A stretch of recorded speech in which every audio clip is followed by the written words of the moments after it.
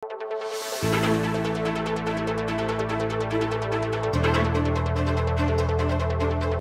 la paman men yakop deng miyayaliwang laike ti Pilipinas migit ng 500 banway milabas, masalay sila kabilyanan deng babae king aspeto na ning gender equality. Ining sinulat na ning missionary Benedictine nanay Sister Mary Jan Mananzan, king kayang librong mikipamagat as Shadows of Light, ang magpapakit king kasalesayan ning pisamban anyang sinakop dereng Kastila ing Pilipinas. Kasi yung ating mga ninuno, they did not have the idea of virginity. Therefore, the parent did not overprotect the girl. Kasi kung wala kang idea na gano'n, they will treat the boy and the girl the same way. Ngayon kasi, nung dumating ang Espanyol, sabi nila, ay nako, dapat protektahan masyado ang babae kasi meron niyang kristal. Pag nalamatan niyan, wala na siyang dignity. Anong nangyari?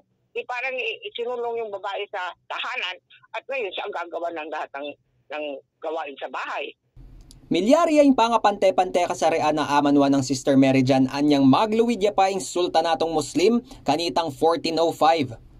Sumangit na panini, matas la pa maglalawe kareng kay babainan deng miyembros na ning sultanato, pauli ning babae lamo ring mikiyag yung muktut, at ila ring magluwal kareng kaya nakang makapagpasikan king puwersa na yung pamanggawa king karelang komunidad.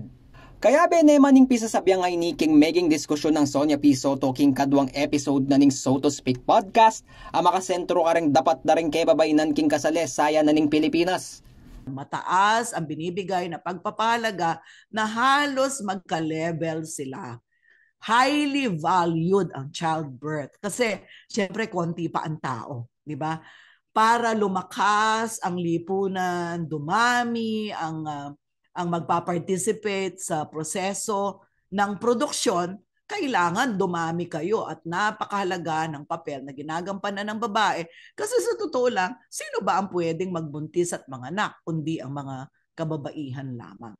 Samantala, basiking datos na ning World Economic Forum anyang 2023, pangwaluyang Pilipinas karempera gender equal abang saking Asya, nung lawen niyang aspeto na ning obra, edukasyon, ampong leadership roles king lipunan. Ikit dala namang mas marakal na ring estudyanteng kebabainan na maka-enroll king high school ampong college kumpara kareng lalaki. Sumangit na ning tagumpeng ay ni para kareng kebabainan, nasada pa mo ring mapansin niya pa yung pisasabiyang kabulasan ampong karahasan kareng babae, king kapamilatanan ning pamanumbalik kareng milyari king milabas. Antabayanan niya yung meging diskusyon ng Soto nung makanano yung mekay apekto yung kolonyalismo king pangawala da ring karapatan da ring babae keti Pilipinas, king digital version na ning So to Speak. Ayal ben ampong apakiramdaman niya yung 2-part special episode na ning So to Speak podcast, ang makaparikil king lageda ring kebabainan king kasalesayan ning Pilipinas, king Spotify ampong YouTube channel ning CLTV36. Yako po in kaya kayong talasuyo, Lizan Morten, ating pusong makabalen.